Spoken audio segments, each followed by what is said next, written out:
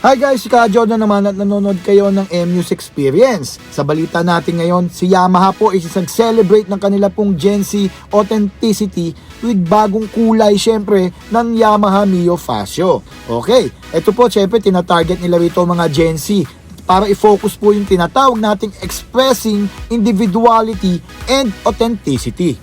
Naganap po ito sa may Block 10 sa Alabang na nagmukha po talagang Gen Z ang buong lugar. Dito sino-showcase nila ang bagong kulay po ng Mio Fascio na pastel green, ivory white at syempre ang black color. Ang bawat kulay ay associated sa bawat stylist na kanilang pong naimbita.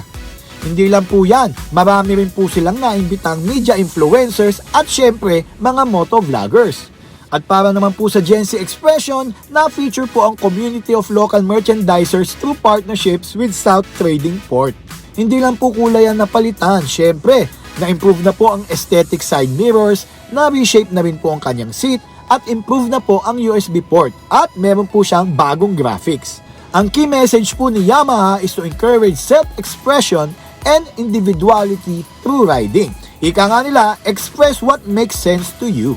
O yun na po guys, now you know.